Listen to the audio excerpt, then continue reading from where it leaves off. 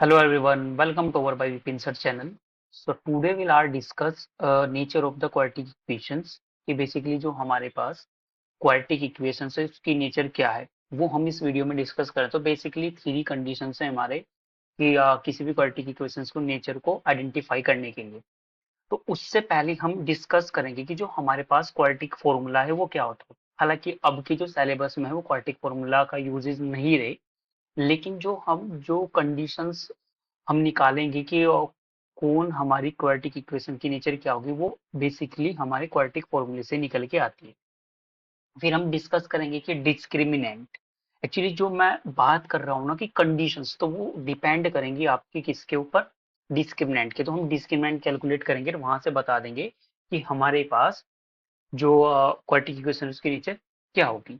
तो इस वीडियो में हम नेचर डिस्कस करेंगे और जो हमारे एक्सरसाइज 4.3 है वो हम कंप्लीट इस वीडियो के इनसाइड में कवर करेंगे। ठीक है, तो चलिए स्टार्ट करते हैं। सबसे पहले हम डिस्कस कर लेते हैं कि क्वाड्रेटिक फॉर्मूला हमारे पास क्या है। क्वाड्रेटिक फॉर्मूला, ठीक है। तो क्वाड्रेटिक फॉर्मूले में हम सबसे पहले जो यहाँ पे डिस्कस करेंगे, हमारे पास जो क्वाड्रेटिक इक्वेशंस है वो क्या होती है, a x square plus p x plus c equal to 0 होती है। ठीक है, तो अभी जो हम यहाँ पे क्वाड्रेटिक फॉर्मूला जो यूज करेंगे वो हमारे पास बेसिकली ये होता है, x equal to minus b plus minus under root में हमारे पास क्या रहेगा, यहाँ पे क्या रहेगा, बी स्क्वायर माइनस 4ac और अपॉन में आता है हमारे पास 2a। बेसिकली ये हमारे पास यहाँ पे क्या आता है, फॉर्मूला निकल के आ जाता है। ठीक है, तो अभी हम यहाँ पे बात करें वेयर हमारे पास जो एक्स तो होगा, वो तो मतलब जो जीरोस होगा उसकी रूट्स होगा उसकी वैल्यू निकल जाएगी हमारे पास यहाँ पे। और ये जो ए कोमा बी कोमा सी ये सब क्या होंगे, ये आपके पास रियल नंबर होंगे। ठीक है जी, अभी हमारे पास यहाँ पे ये तो हो गई है।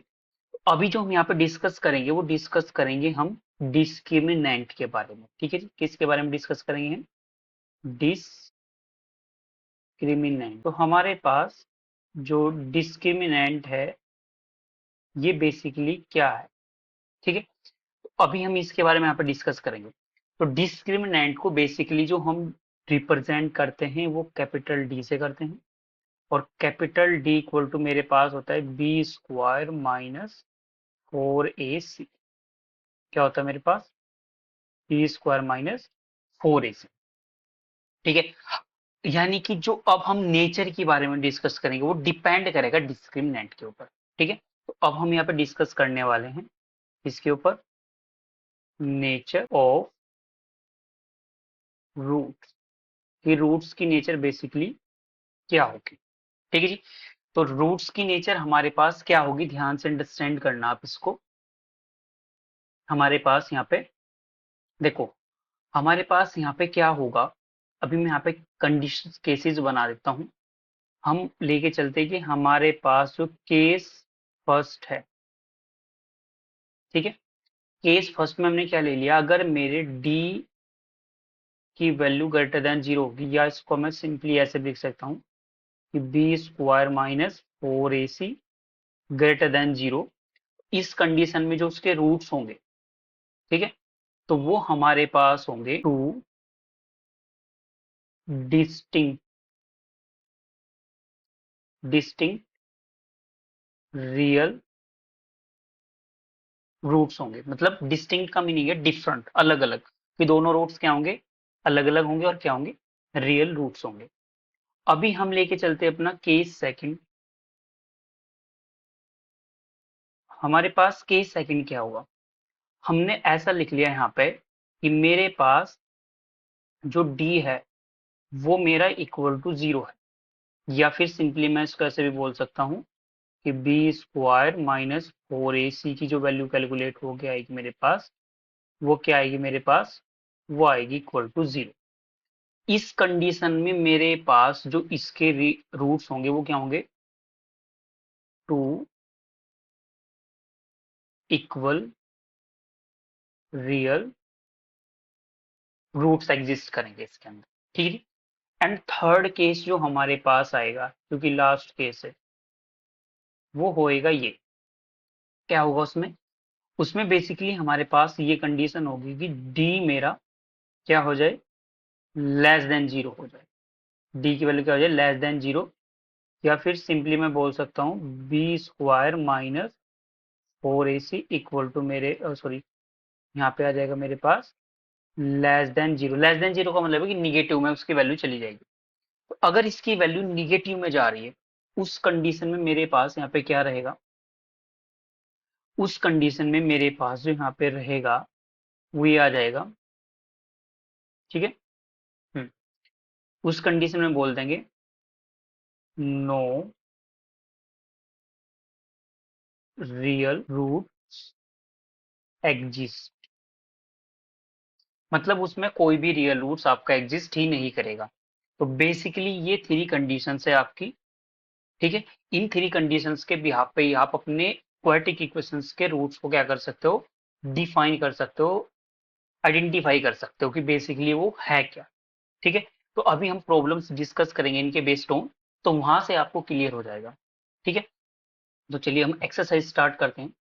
एक्सरसाइज में हमें फर्स्ट क्वेश्चन में ये दिया कि find the nature of the roots of the following quadratic equation, if real roots exist then find.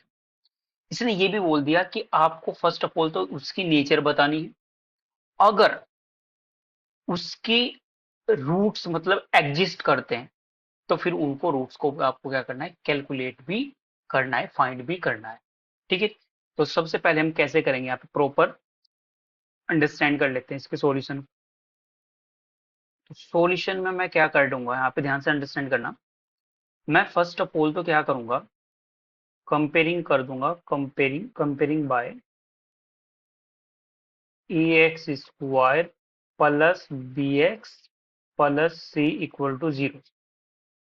ऐसा करने से मेरे पास यहाँ पे क्या मिल जाएगा मेरे को, यहाँ से मेरे को मिल जाएगा a, a is two, b is -3 and c is 5। Clear है, ये वैल्यू निकलेगी। तो अब हम नेचर निकालने के लिए हम क्या करेंगे, डिस्क्रिमिनेंट कैलकुलेट करेंगे, ठीक है। तो मैं यहाँ पे डिस्क्रिमिनेंट कैलकुलेट करूंगा। नाउ डी इक्वल टू मेरे पास होता है b square minus 4ac। So D equal to b, b की वैल्यू क्या है मेरे पास, -3 का whole square minus 4 into a की वैल्यू क्या है मेरे पास 2 और सी की वैल्यू क्या है मेरे पास 5।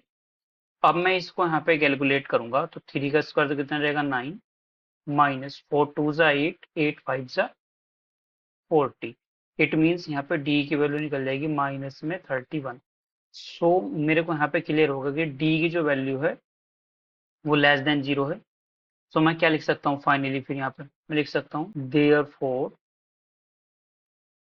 अगर इसमें होगा तो therefore no real roots exist, ठीक है। ये निकलेगा इसका आंसर। तो बेसिकली आपको क्वेश्चन वाले ने बोला है कि अगर रूट्स एग्जिस्ट करेंगे तो उनको फाइंड भी करना है, अदरवाइज वहीं पे आपको छोड़ देना है, ठीक है। तो इसमें एग्जिस्ट नहीं करे तो इसको हम आगे इसको कैलकुलेट नहीं करेंगे, ठीक है। चलिए नेक्स्ट क्वेश्चन की ओर बढ़ते हैं। इसमें भी हम सबसे पहले इसकी कंपेयरिंग करेंगे, और कंपेयरिंग करने के बाद जो मेरे को यहाँ पे मिलने वाला है सॉल्यूशन में मैं लिख दूंगा सॉल्यूशन। कंपेयरिंग के बाद मेरे पास मुझे यहाँ पे मिल जाएगा ए की वैल्यू मिल जाएगी 3, बी की वैल्यू मिल जाएगी -4√3, एंड जो मेरे पास यहाँ पे सी की वैल्यू मिल जाएगी वो मिल जाएगी मेरे को 4, ठीक है जी। तो अब हम क्या करेंगे यहाँ पे, अब हम कैलकुलेट करने वाले हैं इसमें यहाँ पे क्या, नाउ डी कैलकुलेट करेंगे। तो डी मेरे पास कितना जाएगा, b square minus 4ac, it means क्या रहेगा 3 का स्क्वायर माइनस 4 इंटू में 4। तो यहाँ से मेरे पास 9 माइनस, देखो माइनस माइनस पे प्लस हो जाएंगे, 4 4 जा 16, ठीक है। 4 4 जा कितना हो जाएगा मेरे पास 16 हो जाएगा यहाँ पे,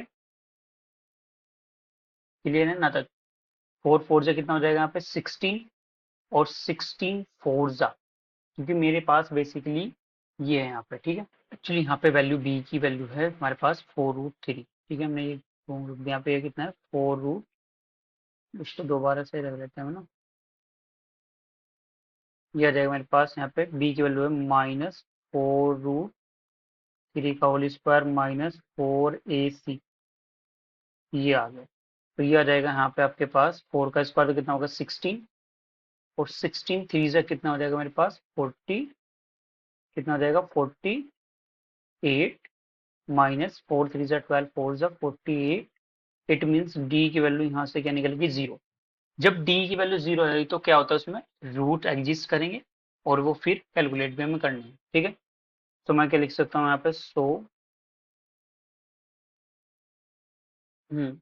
यहाँ पे कि two equal real roots exist.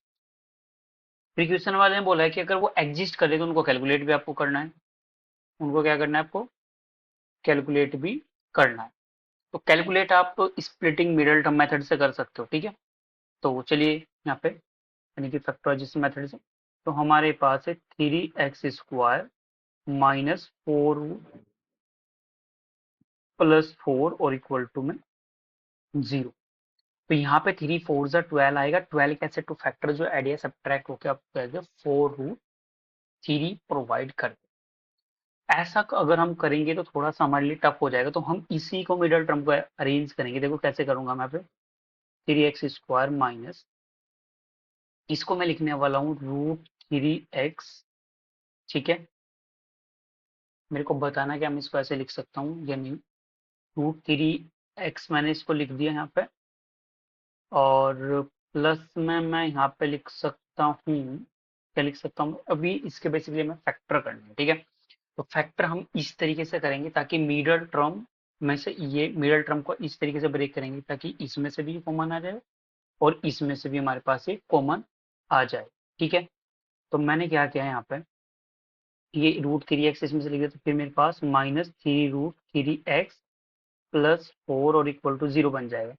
अब इन दोनों में से मैं कॉमन क्या ले सकता हूँ, इन दोनों में से अगर आप ध्यान से देखो तो मेरे पास कॉमन ओनली क्या आ सकता है यहाँ पे। हाँ, बेसिकली या तो आप इसको ऐसे कर लो, फिर थोड़ा सा ऐसे मेरे को लग रहा है कि ये टफ हो जाएगा।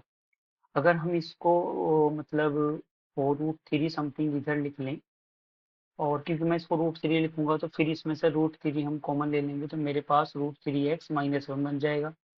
बट इसमें से हम क्या लेंगे फिर, ये देखना पड़ेगा मैं ना, ठीक है। तो इसको ना हम एक्चुअली इस तरीके से ब्रेक करेंगे, यहाँ पे भी 2 और यहाँ पे भी 2, ठीक है। ऐसा कर सकते हैं इन दोनों में से मेरे को ये जो 3 है, क्या मैं इसको ऐसे लिख सकता हूँ √3 × √3, बिल्कुल लिख सकता हूँ। तो मैंने क्या किया है यहाँ से √3x कॉमन लिया तो मेरे पास एक √3 बच जाएगा और x आ जाएगा और माइनस में 1 सॉरी 2 बच जाएगा, राइट। माइनस फिर मैंने यहाँ से 2 कॉमन लिया तो मेरे पास √3x -2 और इक्वल टू में 0। अगेन मेरे पास 3x -2 माइनस यहाँ पे क्या बन जाएगा, ये बन जाएगा √3x -2 और इक्वल टू में 0। तो दिस इंप्लाइज दैट x की जो वैल्यू यहाँ से, तो यहाँ से x की वैल्यू निकल जाएगी 2/√3 कोमा 2/√3। ये इसके क्या निकल जाएंगे हमारे पास इक्वल रूट्स निकल जाएंगे, ठीक है। तो इस तरीके से अगर एग्जिस्ट करेगी वैल्यू तो उसको कैलकुलेट आपको करना होगा, ठीक है। चलिए अब नेक्स्ट क्वेश्चन की ओर बढ़ते हैं। इसमें दिया है 2x² -6x + 3। तो फर्स्ट ऑफ ऑल तो हम इसका क्या कर लेते हैं, यहाँ पे कंपेयरिंग करने के बाद मेरे को यहाँ पे a की वैल्यू तो मिल जाएगी 2, b की वैल्यू मिल जाएगी -6 और c की वैल्यू मिल जाएगी 3।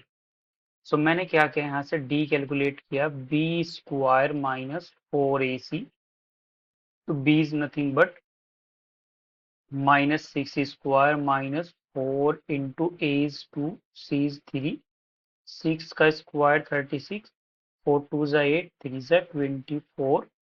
इट मीन्स डी की वैल्यू निकल जाएगी यहाँ से 12। क्या निकल जाएगी डी की वैल्यू यहाँ से 12 निकल जाएगी, ठीक है। सो मेरे को यहाँ से ये क्लियर हो गया। तो इसका मतलब डी की जो वैल्यू है वो ग्रेटर देन जीरो। ठीक है, तो मैं लिख सकता हूँ यहाँ पे therefore two distinct real roots exist. अब एग्जिस्ट कर रहे हैं तो उनको कैलकुलेट भी करना पड़ेगा। सो कैलकुलेट कर लेते हैं यहाँ पे। तो नाउ मैंने क्या किया, 2x² minus 6x plus 3 equal to 0। तो यहाँ से मेरे पास क्या बन जाएगा, 2 3 जा 6, 6 कैसे टू फैक्टर जो आइडिया सब्ट्रैक्ट हो गया आपको दे दे। तो 6 के ऐसे टू फैक्टर जो आइडिया सब्ट्रैक्ट हो गया आपको क्या प्रोवाइड कर दे, 6 ही प्रोवाइड कर दे। ठीक है जी। तो अगर आप ध्यान से देखोगे 6 के ऐसे टू फैक्टर तो आपके पास क्या होंगे बेसिकली, ध्यान से अंडरस्टैंड करना, आपके पास ऐसे फैक्टर ओनली क्या होंगे, क्योंकि 6 1 जा 6 आपको आइडिया सब्ट्रैक्ट होकर 6 देने का नहीं, फिर 2 3 जा 6 ये भी नहीं देने का। इस केसेस में आप कैसे कैलकुलेट करोगे, तो हम यूज करेंगे बाय क्वाड्रेटिक फॉर्मूला।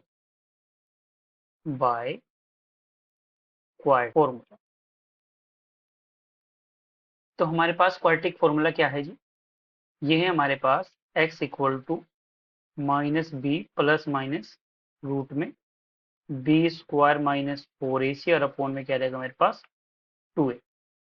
तो यहाँ से मैं वैल्यू रखने वाला हूँ। देखो b की वैल्यू मेरे पास क्या है 6, तो प्लस के 6 हो जाएगी प्लस माइनस, इस b² माइनस की मैं वैल्यू निकाल चुका, रूट में क्या आ जाएगा 12 और अपॉन में 2 × 2 यानी कि 4 आ जाएगा। तो मैं इसको क्या लिख सकता हूँ, 6 प्लस 2 2 जा 4 3 जा √3 2 √3 अपॉन में 4 लिख सकता हूँ।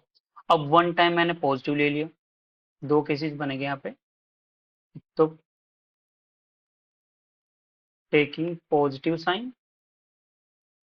ठीक है, और एक बार हम ले लेंगे निगेटिव साइन।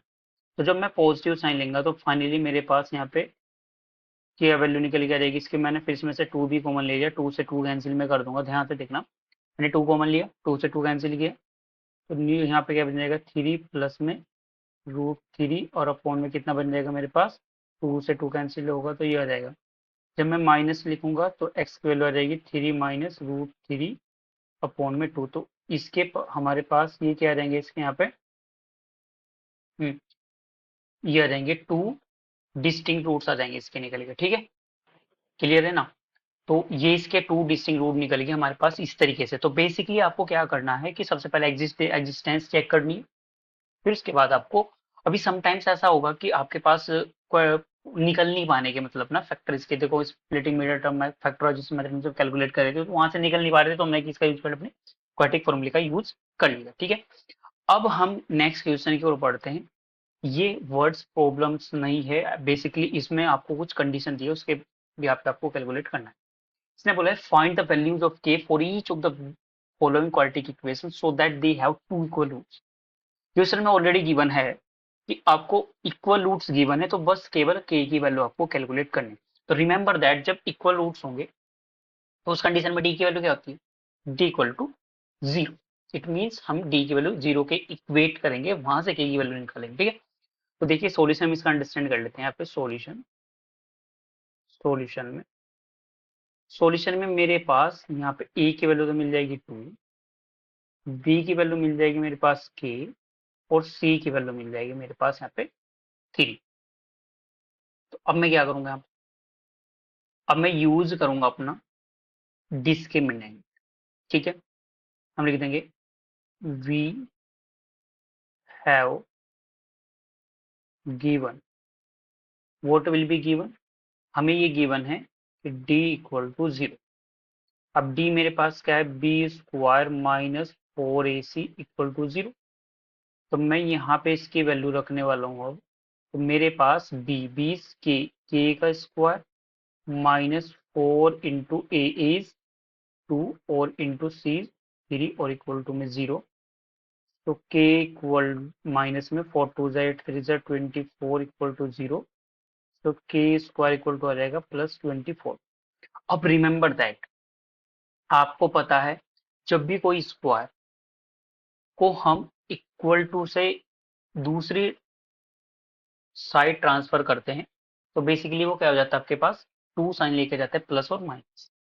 तो ये बन जाएगा k equal two plus minus में √24।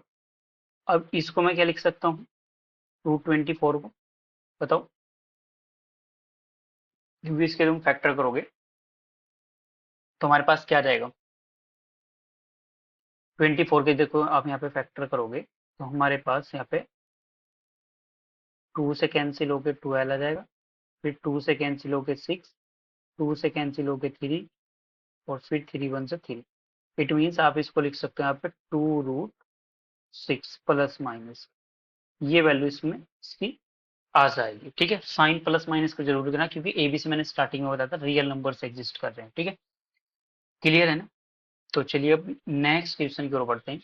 अब इसमें दिया है तो इसमें आप डायरेक्ट एबीसी की वैल्यू कैलकुलेट नहीं कर सकते क्योंकि स्टैंडर्ड फॉर्म में है, तो first of all standard form में हम इसको ले आएंगे। ठीक है जी, तो चलिए स्टैंडर्ड फॉर्म में हम इसको ले आते हैं यहाँ पे। तो ये बन जाएगा के एक्स स्क्वायर माइनस 2kx और प्लस में 6 और इक्वल टू में 0, मतलब के एक्स की मैंने इनसाइड में मल्टीप्लाई की। तो यहाँ से ए की वैल्यू मिल जाएगी के, बी की वैल्यू मिल जाएगी -2k और सी की वैल्यू मिल जाएगी 6। सो मेरे को गिवन है यहाँ पे नाउ टी इक्वल टू 0, तो बन जाएगा b square -4ac equal to में 0। तो बीस के स्क्वायर माइनस, सॉरी, बीस -2k² और 4 इंटू ए इज के और सी 6 और इक्वल टू में 0। तो ये मेरे पास यहाँ पे क्या बन के आ जाएगा, 4k² -24k इक्वल टू 0। मैंने दोनों साइड से 4k कॉमन ले लिया तो मेरे पास यहाँ से बन जाएंगे इन दोनों में से k -6 इक्वल टू 0। क्लियर है।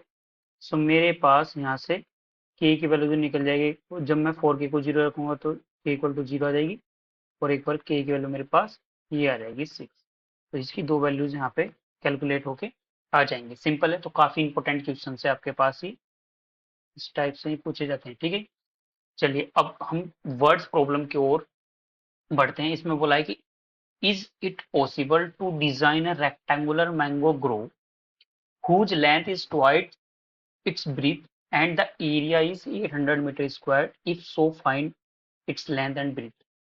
बेसिकली हमें क्या पूछा है कि सबसे पहले तो ये बताया कि जो कंडीशन दी है क्या इससे हम रेक्टेंगुलर मैंगो ग्रो बना सकते हैं, अगर बना सकते हैं तो फिर इसकी लेंथ और ब्रीथ भी हमें फाइंड आउट करनी है। ठीक है जी, तो चलिए इसका सॉल्यूशन हम यहाँ पे अंडरस्टैंड कर लेते हैं। तो हमने सबसे पहले लेट कर लिया इसमें, हम देखो length is twice the breadth, तो हमने ब्रीथ लेट करनी पड़ेगी।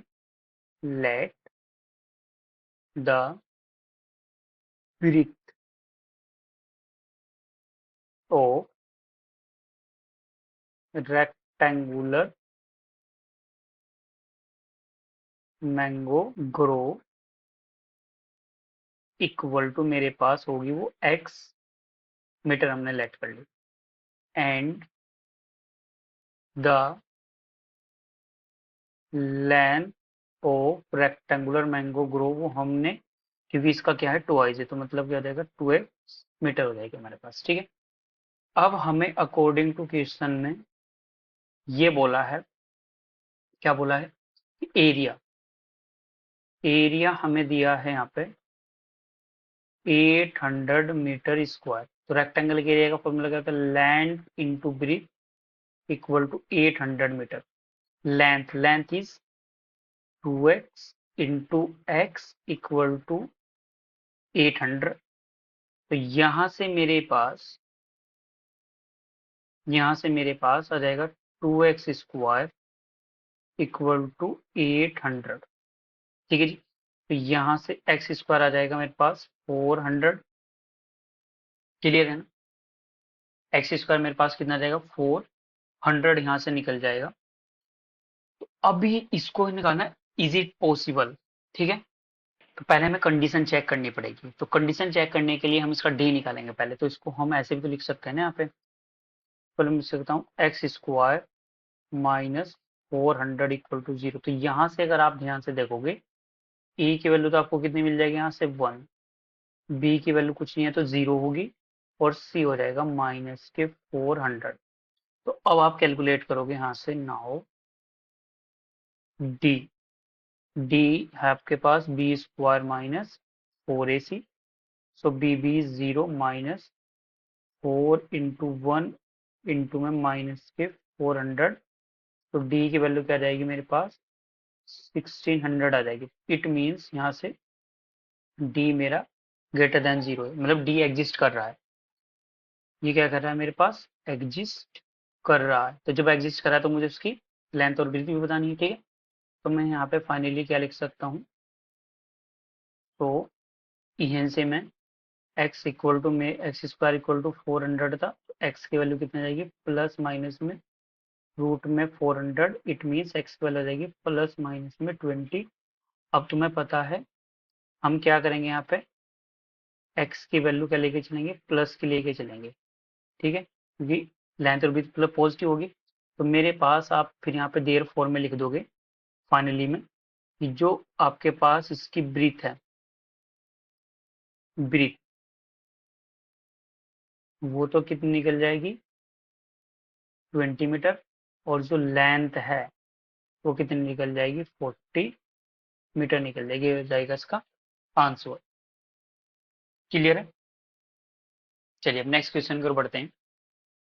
इसमें बोला है is the following situation possible, क्या फॉलोइंग सिचुएशन पॉसिबल है, if so determine their percentage. अगर पॉसिबल है तो उनकी परसेंटेज भी आपको कैलकुलेट करनी है। The sum of the age of two friends 20 years, 4 years ago the product of their ages in years was 48। Basically first of all question को understand करो, क्वेश्चन में दिया क्या है, कैलकुलेट क्या करना। तो क्वेश्चन में मेरे को बताया गया है कि आपको क्या करना है। इसमें हमें एक दो मतलब फ्रेंड्स हैं, उनकी जो एज का सम है वो 20 ईयर्स है, दोनों की मिलकर। मतलब अगर हमने एक फ्रेंड की एज एक्स लेट कर ली, तो सेकंड फ्रेंड की एज कितनी हो जाएगी 20 माइनस एक्स हो जाएगी, क्योंकि उसमें से माइनस कर देंगे तो सेकंड निकल। 4 ईयर्स एगो, एगो का मतलब पहले, अब से 4 वर्ष पहले हम उसकी एज का प्रोडक्ट हमें दिया है, तो हम कैलकुलेट यहाँ पे कर लेंगे, ठीक है। तो चलिए हम इसका सॉल्यूशन अंडरस्टैंड कर लेते हैं। यहाँ पे सॉल्यूशन में फर्स्ट ऑफ हम लेट कर लेंगे, let let the present as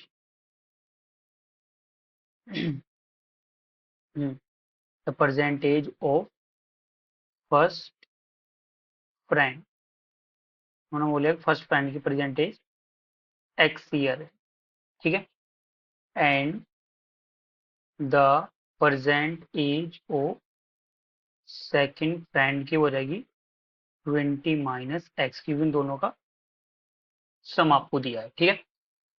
अब हम क्या करेंगे यहाँ पे, नाउ 4 ईयर एगो, तो 4 ईयर एगो जो एज रहेगी हमारे पास, एज ओ फर्स्ट फ्रेंड वो हो जाएगी एक्स माइनस 4 ईयर हो जाएगी। एज ऑफ सेकंड फ्रेंड की वो कितना हो जाएगी 16 माइनस एक्स ईयर हो जाएगी। अब बोलोगे कि 16 कहाँ से आएगा, 20 में से 4 माइनस करेंगे, ठीक है। अब इनका प्रोडक्ट दिया हमें 48। अकॉर्डिंग टू क्वेश्चन में हमें दिया है यहाँ पे प्रोडक्ट, मतलब x minus 4, 16 minus x equal to कितना दिया 48। इसको सोल्व करेंगे तो बन जाएगा 16x minus x square minus 64 minus minus plus 4x equal to में आ जाएगा 48। तो मैं इसको सिंप्लीफाई करूंगा तो माइनस में एक्स स्क्वायर 16x और 4x, तो कितना बन जाएगा प्लस के 20x, और ये माइनस में 64 और माइनस में 48 इक्वल टू 0। तो यहाँ से this implies that x square minus में 20x, मैंने माइनस से मल्टीप्लाई किया, देखो ये दोनों ऐड होंगे तो 4 और 8 कितना हो जाएगा हमारे पास 12, और 112 हो जाएगा, फिर वो माइनस का होगा तो ये कैसा बन जाएगा प्लस के बन जाएगा, और इक्वल टू 0। तो यहाँ से मैं अगर ए की वैल्यू बात करूँ तो 1, बी की वैल्यू -20 और सी की वैल्यू हो जाएगी 112 आ जाएगी मेरे पास। ठीक है, तो यहाँ से अगर मैंने इसको कैलकुलेट किया डी को, तो बी स्क्वायर माइनस में क्या बन जाएगा 4ac। तो बी की वैल्यू तो कितनी जाएगी -20 का स्क्वायर माइनस 4 इंटू 1 इंटू में 112, तो इधर जाएगा 400 माइनस में 4 1 जा 4, 4 2 जा 8, 4 1 जा 4 और 4 1 जा 4, यानी कि डी की वैल्यू हो जाएगी -48। तो डी मेरा क्या हो गया, लेस देन 0 हो गया। तो इसका मतलब ये क्या हो गया, नॉट एग्जिस्ट करके वाली कंडीशन आपके पास। इसके बाद आप इसकी एज कैलकुलेट ही नहीं कर सकते। ठीक है, चलिए अब लास्ट क्वेश्चन की ओर बढ़ते हैं। इसमें बोला है, is it possible to design a rectangular park of parameter 80 meter and area 400 meter square, if so find the length and breadth. हमें एक रेक्टेंगुलर पार्क दिया है, उसकी पैरामीटर और एरिया दी है, तो इस कंडीशन के बिहाफ में बताना है उसकी लेंथ और ब्रेड्थ एग्जिस्ट कर रही है नहीं कर रही। ठीक है, तो चलिए सॉल्यूशन इसका अंडरस्टैंड कर लेते हैं यहाँ पे। तो सॉल्यूशन में मेरे पास यहाँ पे क्या आ जाएगा, सबसे पहले हम यहाँ लिख लेंगे कि हमने मान लिया उसकी लेट, मान लिया let the length of rectangular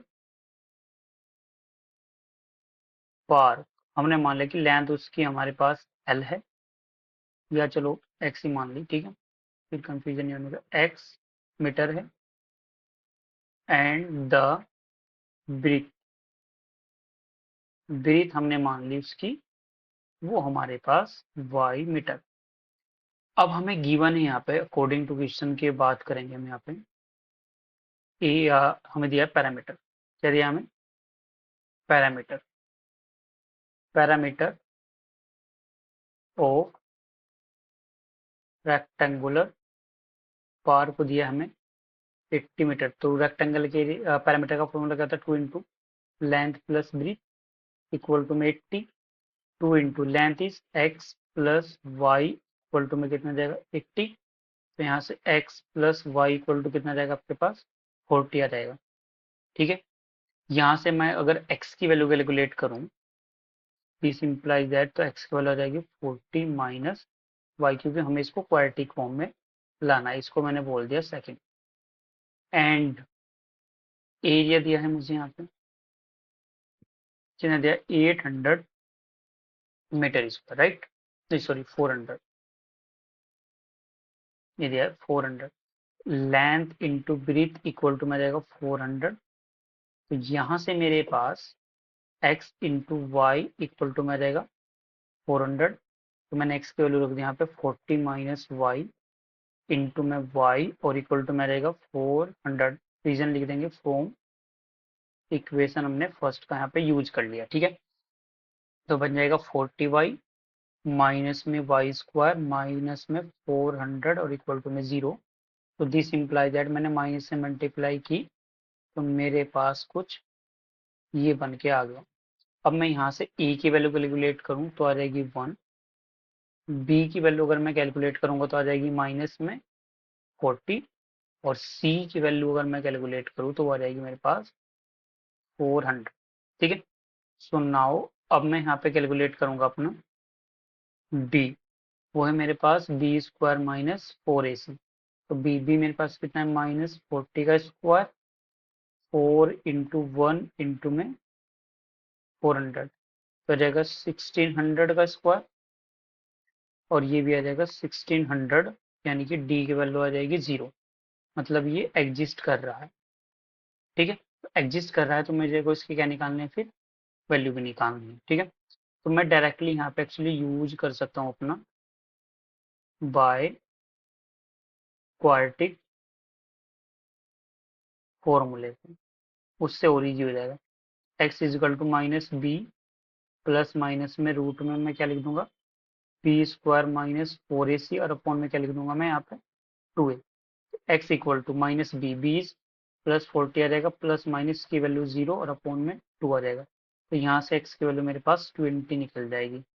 ठीक है, तो मैं फाइनली फिर क्या लिख सकता हूँ कि मेरे पास जो लेंथ अभी देखो एक्स की निकल गई, लेकिन वाई भी तो निकालना है। तो हमने क्या किया फिर यहाँ पे, फ्रॉम इक्वेशन फर्स्ट से गए, तो मेरे पास इक्वेशन अगर हम फर्स्ट की बात करते हैं, एक्स इक्वल टू 40 - y है, ठीक है। X equal to 40 - y। Actually यहाँ पे ये हम y रखेंगे क्योंकि हम y की फॉर्म में हमने हमारी इक्वेशन बनी, ठीक है। यहाँ से y की निकलेगी वैल्यू, ठीक है।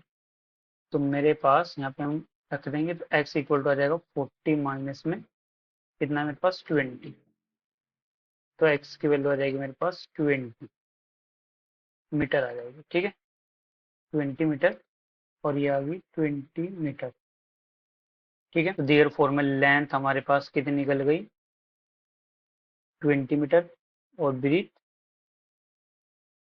वो भी हमारे पास 20 मीटर इसकी निकल गई, ठीक है। क्लियर है। तो बेसिकली ये इस एक्सरसाइज में इस पूरे चैप्टर का हमने पूरा चैप्टर कंप्लीट करा दिया। तो अगर आप इस मेरे चैनल पर नए हैं तो चैनल को सब्सक्राइब कर दीजिए, लाइक कर दीजिए एंड शेयर कर दीजिए। आपको कंप्लीट इसमें यहाँ पे देखने को मिलेगा हमारे पास, ठीक है। हम्म, पूरा सिलेबस आपको इसमें कंप्लीट देखने को मिलेगा, पूरी हेल्प की जाएगी आपकी। So thank you so much. So I hope you understand it well. Best of luck.